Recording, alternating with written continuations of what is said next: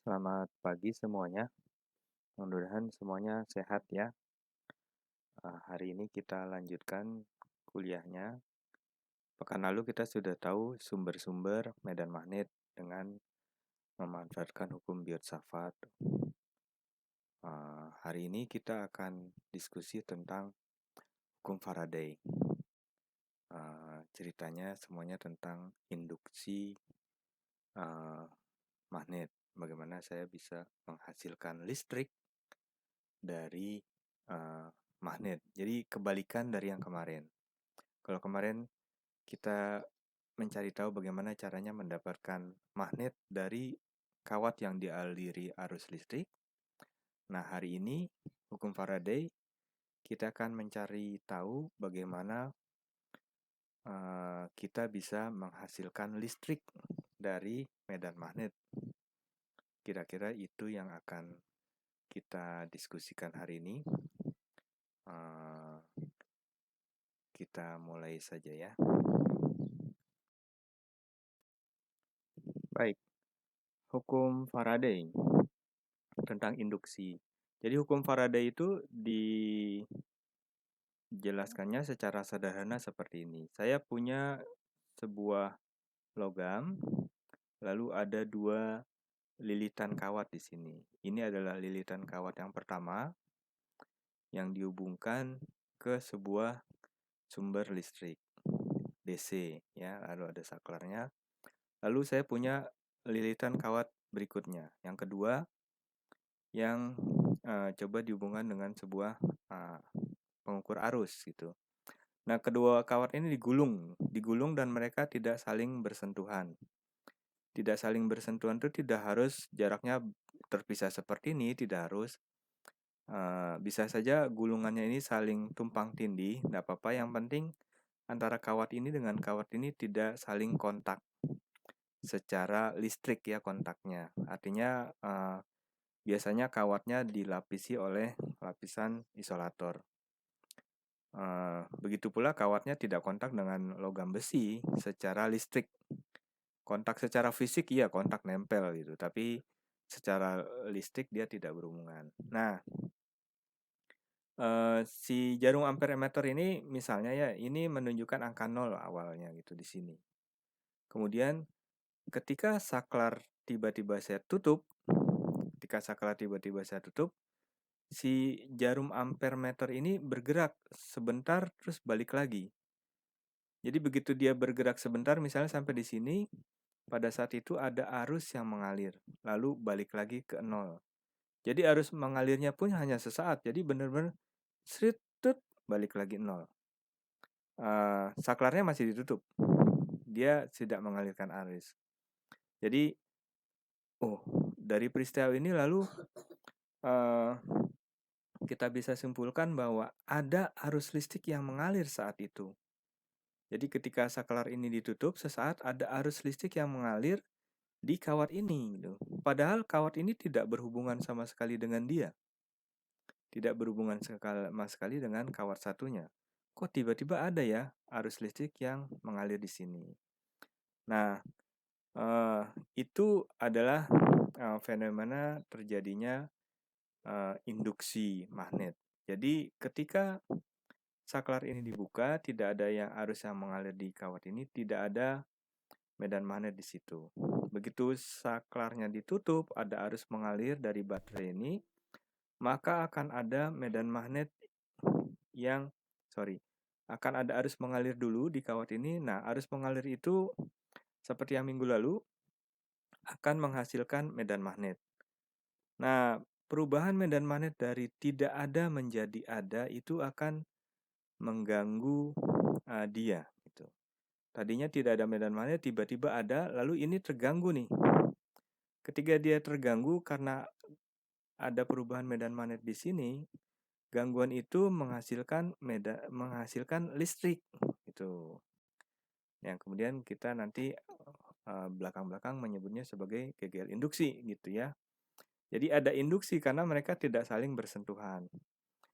Intinya kalau begitu sebenarnya yang membuat di sini ada medan ada listrik itu apa? Intinya adalah perubahan medan magnet di sini. Kalau di sini ditutup saklarnya, ada medan magnet? Ada. Di sini sudah tidak ada arus lagi karena medan magnetnya tidak berubah. Karena medan magnetnya tidak berubah, ya tidak ada arus lagi mengalir. Begitu saklarnya dibuka, tadinya ada medan magnet, sekarang dibuka menjadi tidak ada medan magnet. Nanti di sini akan ada arus lagi, tapi arahnya berlawanan, jarumnya akan geser ke kiri. Terus sebentar balik lagi nol. Sama kejadiannya. Dari ada medan magnet menjadi tidak ada medan magnet, dia akan terganggu. Terganggu, responnya adalah menghasilkan listrik. Jadi dari tidak ada menjadi ada akan menghasilkan listrik, dari ada menjadi tidak ada akan juga menghasilkan listrik dengan arah yang berlawanan. Intinya adalah perubahan medan magnet. Kalau ada perubahan medan magnet, maka kita akan mendapatkan listrik. Begitu ya dari peristiwa ini. Kita lihat detail pada slide berikutnya. Nah, ini contoh lain, penjelasan lain ketika magnetnya yang kita gunakan adalah magnet batang. Jadi saya punya kawat yang tadi, kawat kedua tadi digulung lalu dihubungkan dengan ampermeter. Lalu saya punya magnet batang yang saya gerakan maju mundur. Jadi ketika magnetnya saya gerakan akan ada arus, ketika magnetnya sudah diam, arusnya nol lagi. Ketika saya tarik ke belakang, magnetnya akan arus listriknya akan ada lagi dengan arah yang berlawanan. Nah, kalau kita coba menggerakkannya lebih cepat, maka arus ini akan lebih besar gitu. Ini lebih cepat, maka ini akan lebih besar. Kemudian kalau magnetnya kita gunakan magnet yang lebih kuat, juga akan dihasilkan arus yang lebih besar. Jadi arus yang kita hasilkan itu ternyata tergantung pada perubahan magnet yang masuk ke gulungan kawat ini. Magnet yang masuk ke dalam gulungan kawat itu persatuan luas yang kita kenal sebagai flux magnet. Jadi, kalau kita bisa simpulkan, listrik yang kita hasilkan itu tergantung pada seberapa besar flux magnet yang berubah di kawat ini. Nah, berapa besar flux magnet yang berubah itu tentu saja bisa kita rumuskan, ya. Kita bisa rumuskan dengan sederhana seperti berikut ini. Nah, ini dia, ya. Ini adalah formulanya. Jadi arus listrik yang kita hasilkan tadi atau kita sebutnya sebagai gegel induksi gitu ya. Gegel induksi kalau electromotive force, gegel induksi, tegangan yang kita peroleh tadi tergantung pada seberapa besar flux magnet yang berubah. Flux magnet yang berubah terhadap waktu. Nah, flux magnetnya sendiri waktu itu sudah kita diskusikan tuh. Flux itu tergantung pada medan magnetnya, tergantung pada luasnya, tergantung juga pada bagaimana sudut keduanya gitu. Sudut antara medan magnet dan arah vektor luasnya. Sehingga kalau diformulasikan si d flux per dt ini bisa menjadi seperti ini. Jadi kita bisa simpulkan dari formula sederhana ini bahwa gegel induksi yang kita hasilkan itu akan tergantung pada seberapa besar medan magnetnya berubah terhadap waktu. Seberapa besar medan magnetnya berubah terhadap waktu. Kemudian berapa besar luas loopnya, luas loop kawat tadi. Kemudian juga bagaimana sudut antara medan magnet dengan vektor luas kawat tadi. Atau kombinasi dari ketiganya gitu. Tentu saja orang akan mencari, oh kalau gitu saya perbesar saja medan magnetnya, lebih mudah gitu. Saya carilah bahan magnet yang memiliki medan magnet yang besar, maka saya akan dapatkan gegel induksi yang besar. Atau saya buat saja eh, kawat kumparan, lilitan tadi, loop tadi yang besar sehingga dapatkan A yang besar. Eh, Kemudian tentu saja keduanya harus berubah terhadap waktu. Berubah terhadap waktu berarti ada yang menggerakkannya.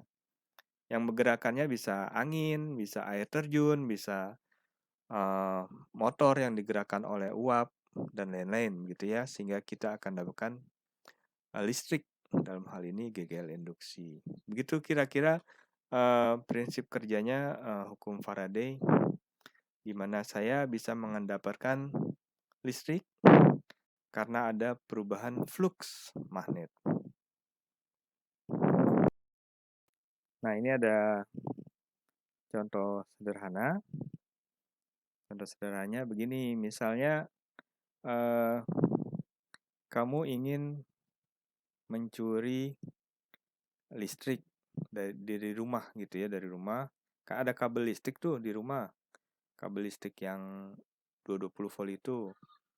Karena dia 220 volt, maka nanti kan ada perubahan flux magnet di dekat kawat itu. Coba aja deh kamu ukur pakai Gauss meter dari handphone tuh bisa di download aplikasi Gauss meter lalu dekati di kabel listrik rumahmu, maka kamu akan dapatkan flux magnet. Nah, flux magnet itu berubah-ubah karena listriknya AC. Karena berubah-ubah, maka jangan-jangan kalau saya dekati kawat listrik di dekat situ, saya akan dapatkan GGL induksi kan begitu. Nah, pertanyaannya, untuk bisa mendapatkan listrik tadi, GGL induksi dari kawat listrik di rumah kamu letakkan kawat loopnya itu melintang di kabel tadi atau letakkan saja di sampingnya seperti biasa itu. Tidak perlu melintang. Diletakkan aja dekatnya gitu ya. Tidak perlu melintang. Jadi mana yang akan menghasilkan GGL induksi? Ya tentu saja GGL induksi yang dihasilkan kecil. Kalau GGL induksi yang dihasilkan besar, semua orang nanti akan mencuri gitu ya. Mencuri lalu nggak perlu bayar, kamu langsung aja pakai listrik dari hasil GGL induksi. Silahkan didiskusikan ya. Nah, contoh yang lainnya ini adalah contoh gitar listrik yang menghasilkan suara dari perubahan flux magnet. Kamu bisa baca detailnya, lihat mekanismenya seperti ini ya. Ini ya contoh-contoh bagaimana penerapan hukum Faraday. Kita lanjutkan ya. Nah, sekarang kita lihat apa yang terjadi kalau seandainya kawat yang kita miliki itu kawat lurus gitu ya, batang kawat batang konduktor, misalnya logam itu. Jadi saya punya logam yang saya gerakan dengan kecepatan V pada arah ini. Dia berada di medan magnet yang arahnya menembus permukaan bidang ini gitu ya. Jadi antara arah gerak dengan medan magnetnya tegak lurus ya. Nah, di dalam batang magnet itu kita akan dapatkan banyak elektron bebas. Lalu si elektron bebas itu akan mendapat gaya Lorentz. Gaya Lorentz-nya itu akan membuat batang kita ini akan terkutub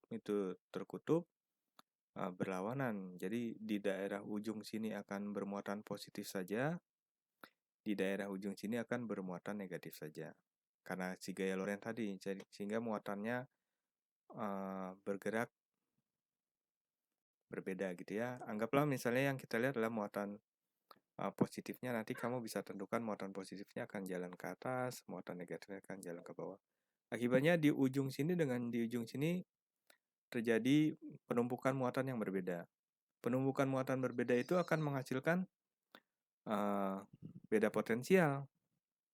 Ada beda potensial, berarti saya dapat listrik itu gampangnya ya. Ada beda potensial di ujung sini dengan di ujung sini. Nah, besarnya beda potensial itu adalah Tergantung, tentu saja intuisi kita akan katakan bahwa tergantung pada seberapa cepat saya geser dia. Seberapa cepat saya geser batang konduktor tadi, V-nya, seberapa besar medan magnet yang ada di lingkungan itu. Kemudian kalau kita lihat potensial listrik adalah skalar, ini adalah vektor, maka harusnya perkaliannya adalah dot product.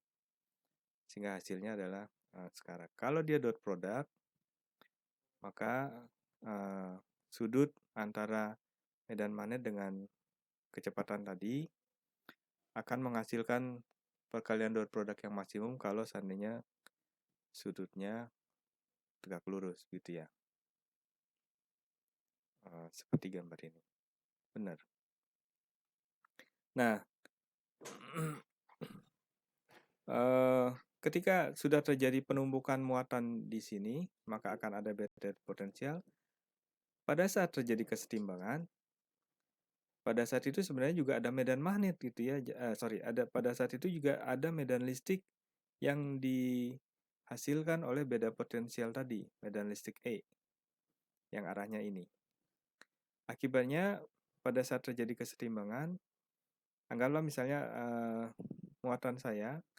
si muatan saya, si elektron saya itu nanti akan mendapat dua gaya yang sama besar.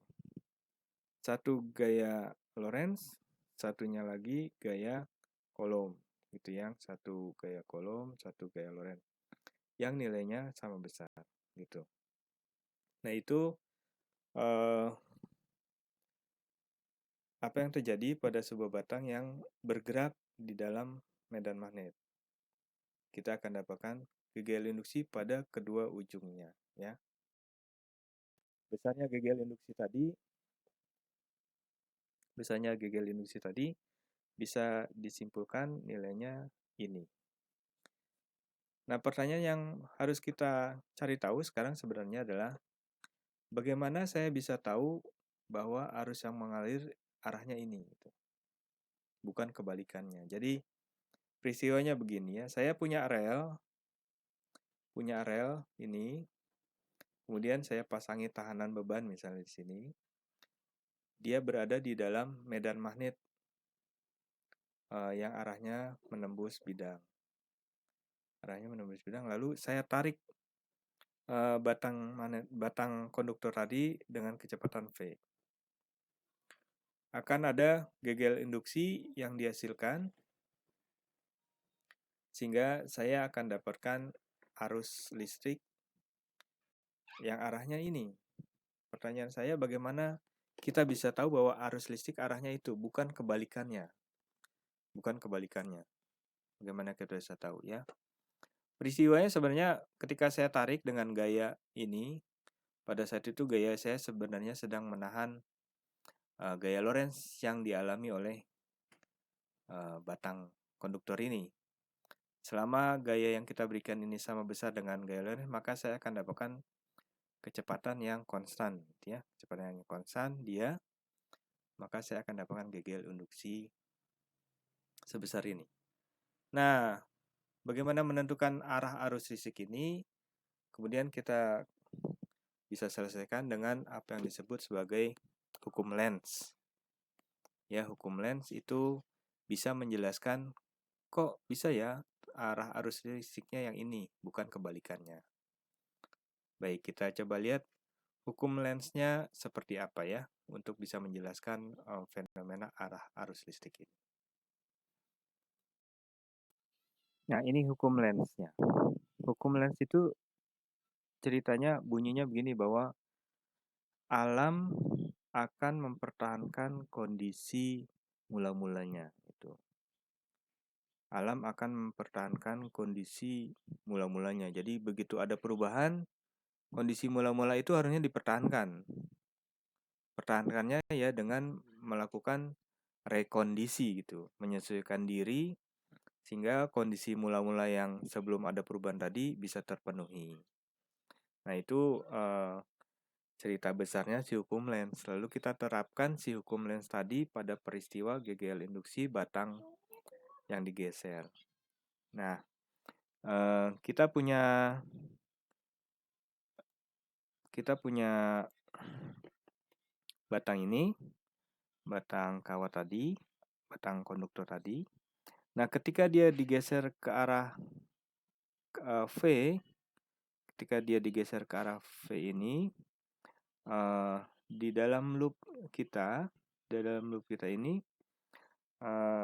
saya memiliki, bentar. Di dalam loop kita ini, kita memiliki ada, gampangnya begini, ada 1, 2, 3, ada 12 buah medan magnet, gampangnya gitu ya. Ada 12 buah medan magnet. Begitu dia geser ada di sini, jadi si batang ini sekarang pindah ada di sini. Misalnya begini ya. Sekarang dia bergeser jadi ada di sini. Nah, jumlah medan magnet yang berada di loop saya sekarang itu jadi ada 16. Coba ini 1, 2, 3, 4, 1, 2, 3, 4. Jadi ada 16. Nah, menurut hukum Lenz ini ada perubahan nih gitu. Ada perubahan yang harusnya direkondisi gitu. Jadi perubahan dari 12 menjadi 16 ini harusnya direkondisi seperti semula. Jadi alam berusaha untuk membuat tetap 12 medan magnet yang berada di loop ini. Yang 4 ini harus dihilangkan. Dihilangkannya gimana caranya? Dihilangkannya dengan memberikan medan magnet yang berlawanan arah dari dia gitu. Jadi di sekitar situ saya akan dapatkan medan magnet baru yang arahnya berlawanan. Arahnya berlawanan gini ya. Yang jumlahnya sama besar itu.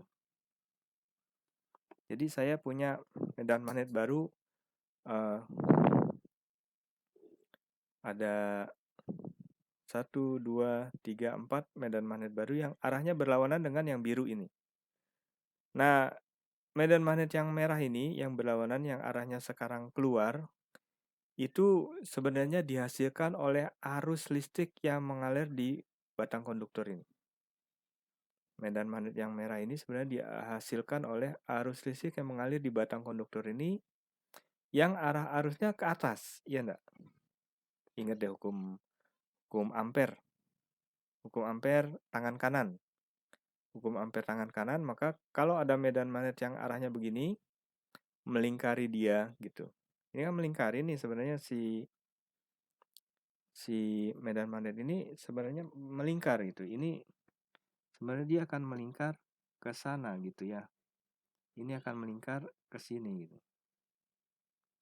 Nah, kalau saya punya medan magnet yang arahnya melingkar seperti ini, maka sebenarnya pada saat itu di batang saya, di batang konduktor ini akan mengalir arus yang arahnya ke sini. Ini harusnya seperti itu gitu. Menurut hukum ampere. Jadi akhirnya saya bisa simpulkan bahwa kalau batang konduktor saya bergerak ke arah V,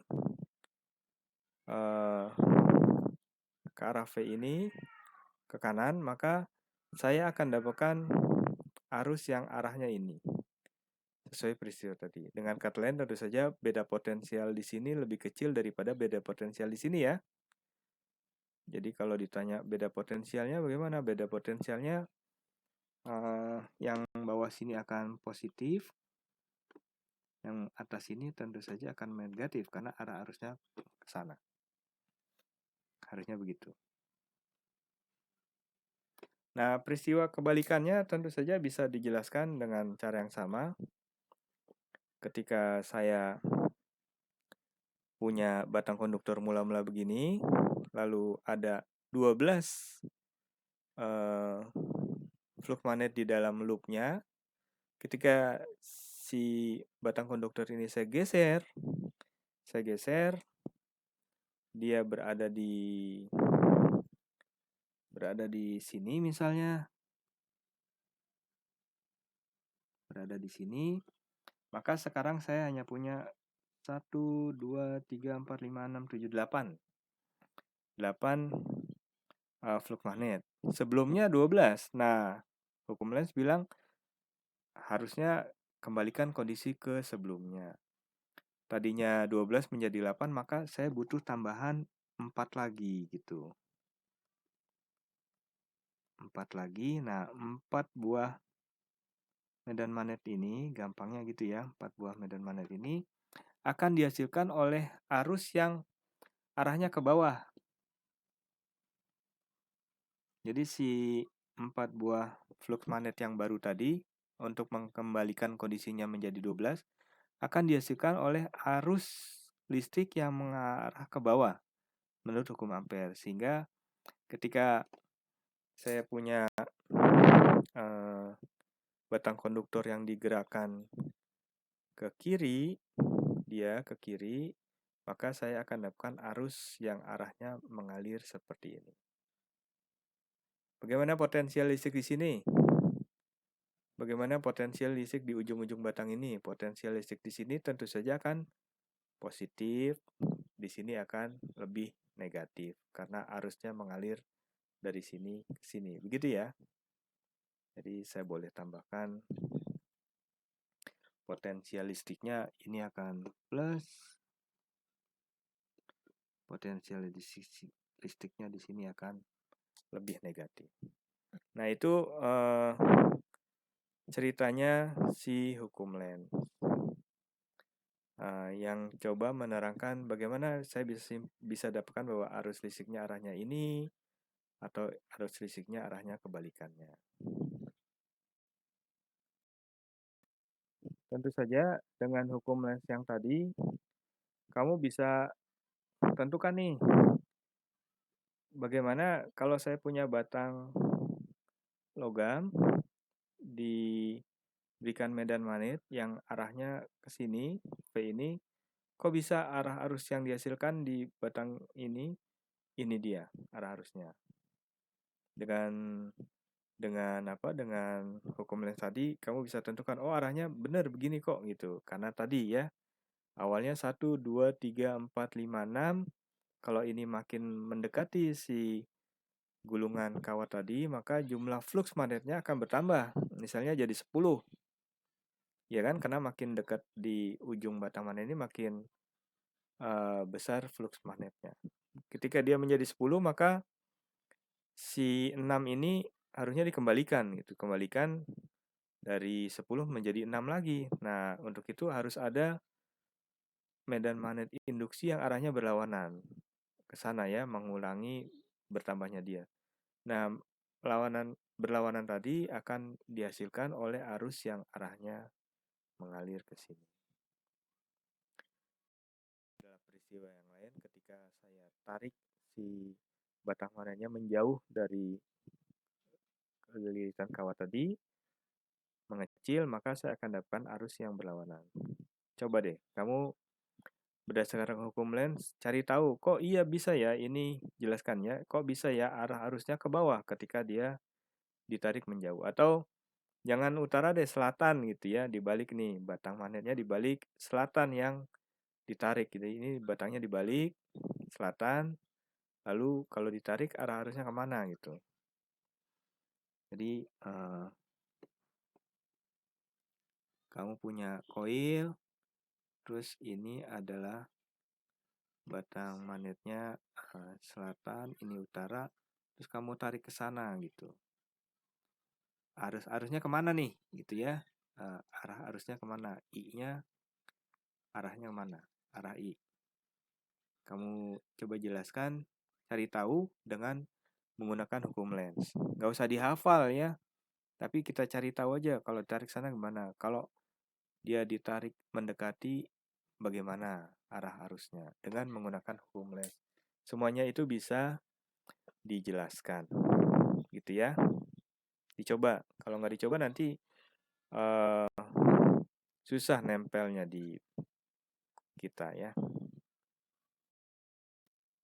Nah, peristiwa hukum Faraday yang tadi sudah kita diskusikan, bagaimana kita bisa mendapatkan arus listrik dari perubahan gegel induksi, lalu dimanfaatkan orang untuk membuat sebuah sumber listrik atau generator listrik. Generator listriknya bisa AC, bisa DC. Ini adalah contoh sebuah generator listrik AC. Jadi saya punya sumber magnet karena kita memang butuh magnet yang nanti akan kita buat berubah-ubah fluxnya. Lalu saya punya loop kawat di sini. Namanya loop berarti lebih dari satu harusnya ya. Ini akan gulungan banyak gitu, gulungan banyak. Setelah banyak digulung, lalu ujungnya nempel di sini, ujung satunya nempel di sini. Lalu nanti dia nih akan berputar nih.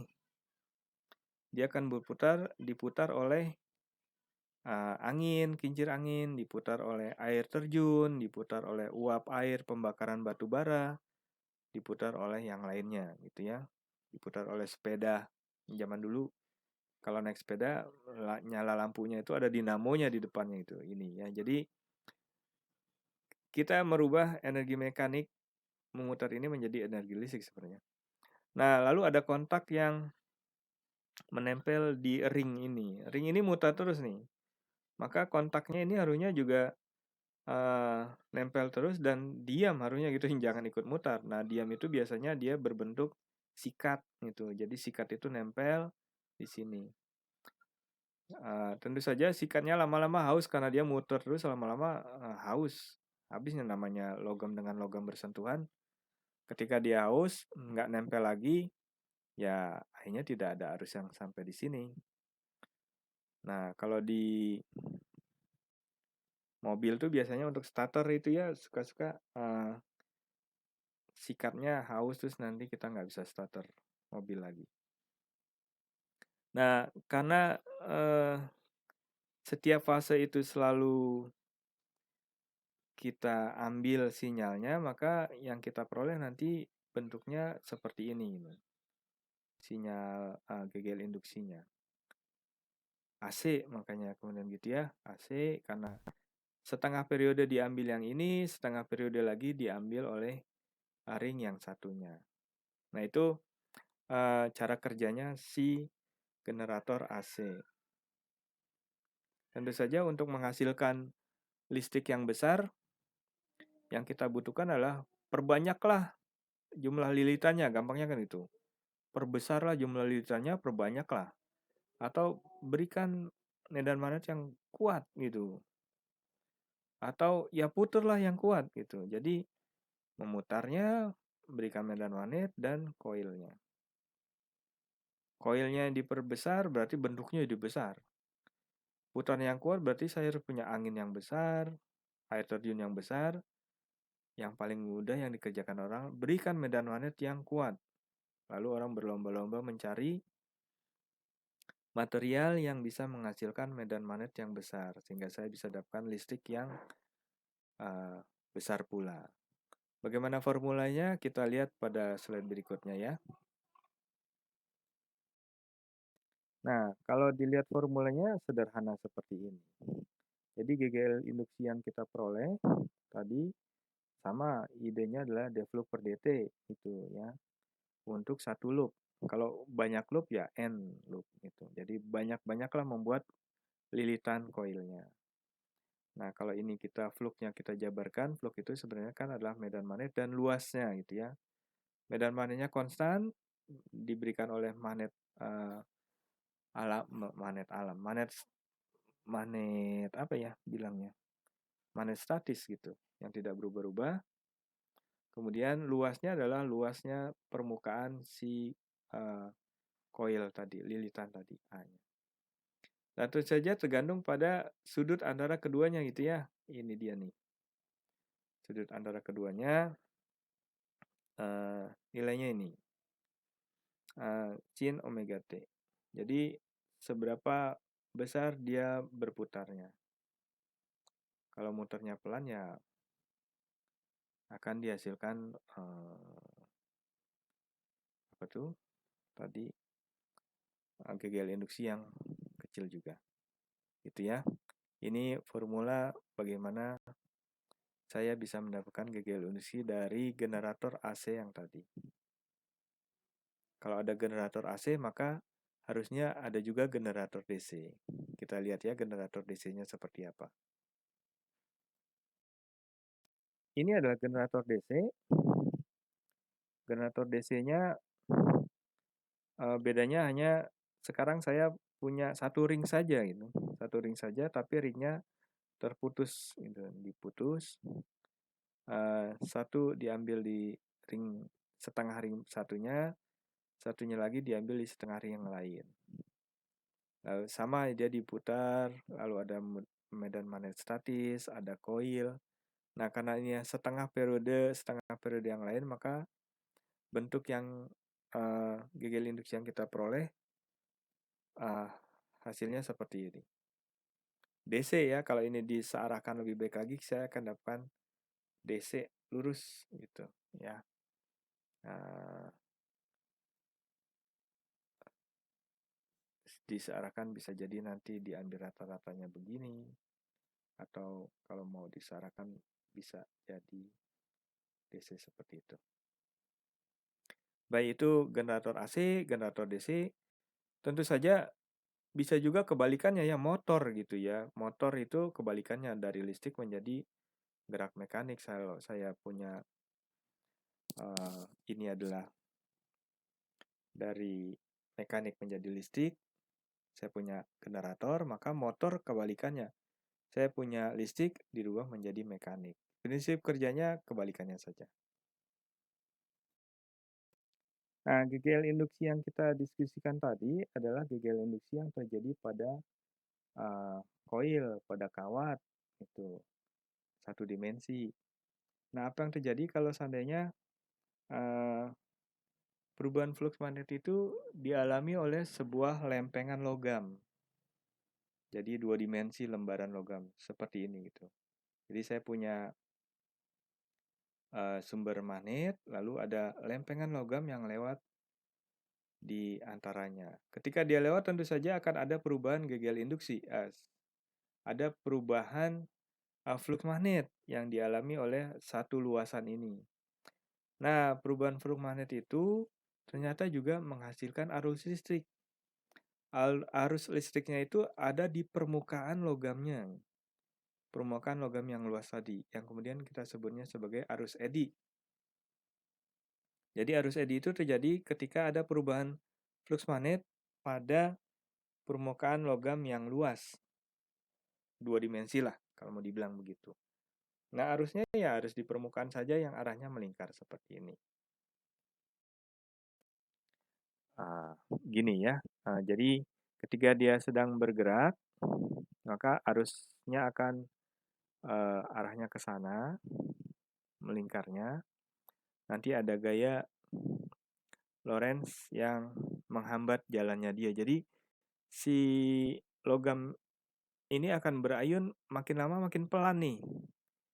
Makin lama makin pelan direm oleh gaya Lorentz. Gaya Lorentz-nya sendiri dihasilkan karena ada arus eddy tadi, gitu ya. Nah, kalau seandainya si permukaan logam tadi saya potong-potong menjadi bentuknya seperti ini, maka arus eddy-nya jadi kecil, gitu ya.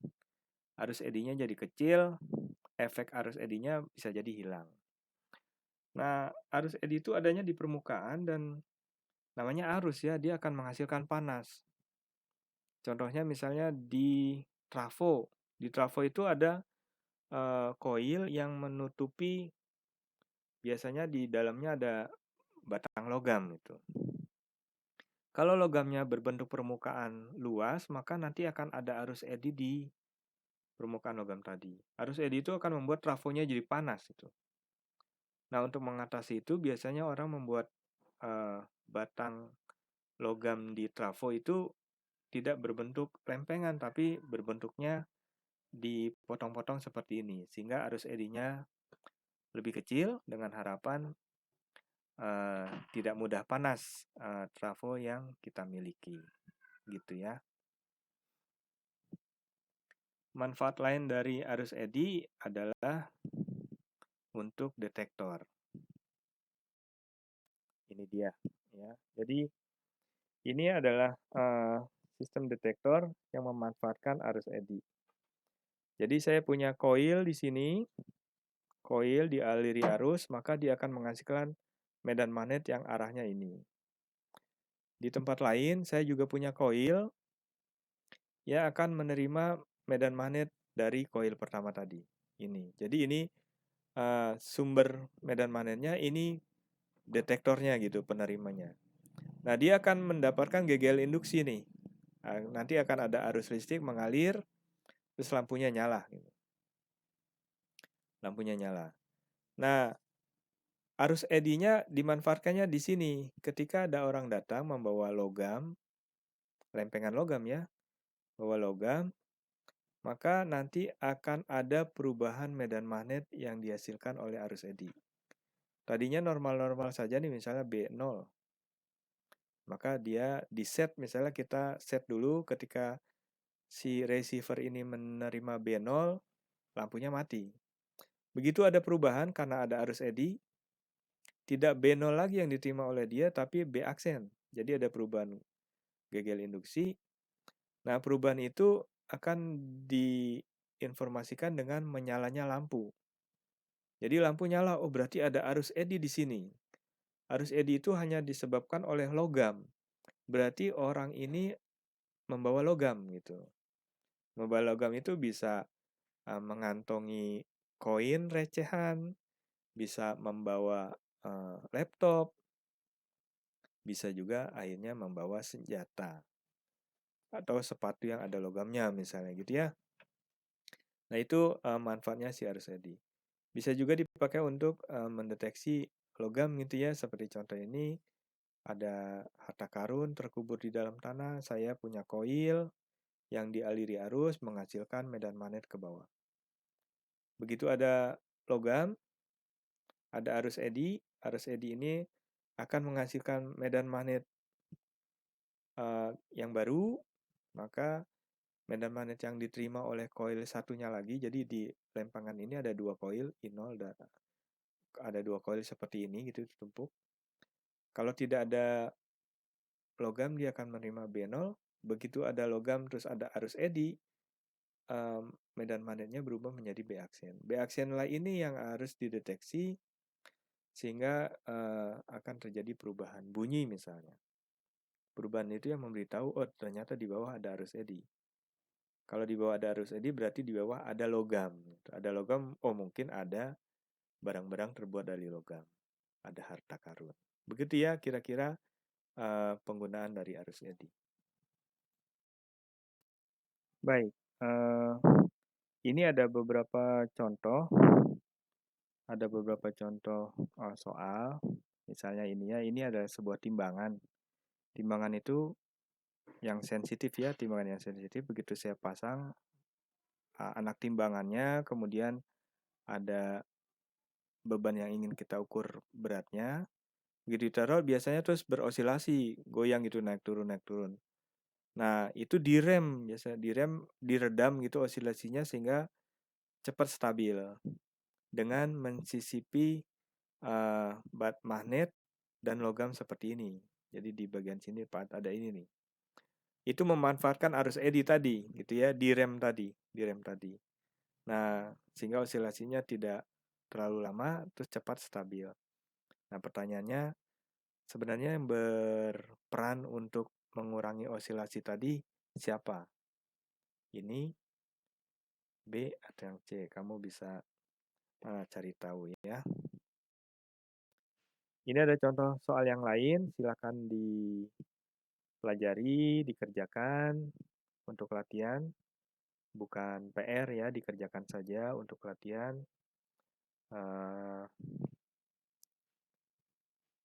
Coba dicoret-coret. Contoh. Ini adalah contoh soal yang lain. Soal-soal UAS ya sekelas ini gitu ya. Nanti dikerjakan saja, dipelajari. Beneran dikerjakan ya, jangan diliatin aja nih, dikerjakan deh gitu ya.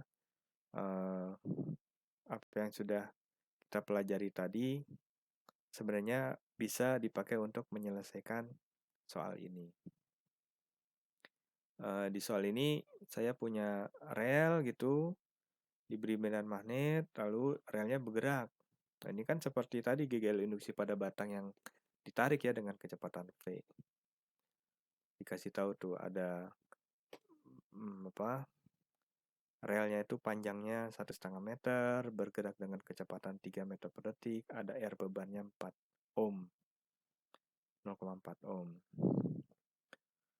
Yang kemudian ada medan magnet yang arahnya itu dengan besarnya 0,08 Tesla. Pertanyaannya adalah tentukanlah arus induksi I pada R di sini. Cari ya BLV tadi. Kemudian gaya F tadi besarnya berapa agar membuat kecepatan ini konstan. Gaya F itu sebenarnya mengatasi gaya Lorentz ya. Kemudian ada titik A dan B nih, A dan B. Titik A dan B ini potensial listriknya yang mana yang lebih besar? A atau B? Nah, yang mana yang lebih besar itu bisa ditentukan arusnya itu arahnya kemana? Dari A ke B atau dari B ke A? Arus yang mengalir itu bisa ditentukan dari hukum Lenz tadi ya. Kamu cari tahu deh arusnya kemana nih. Sehingga bisa menjawab yang C. Nah, ketika dia sudah melewati ini sampai di sini, misalnya relnya sampai di sini, pertanyaannya apakah arusnya kebalik? Jadi ini jalan nih sampai sini arusnya misalnya dari A ke B. Begitu dia ada di sini, apakah arusnya menjadi dari B ke A? Itu adalah pertanyaan yang D. Nah, coba dikerjakan ya.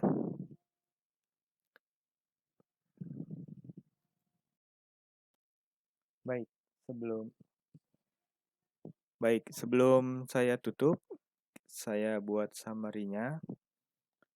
Hari ini kita sudah diskusi tentang hukum Faraday. Intinya kita akan mendapatkan arus listrik dari GGL induksi, gitu ya, GGL induksi.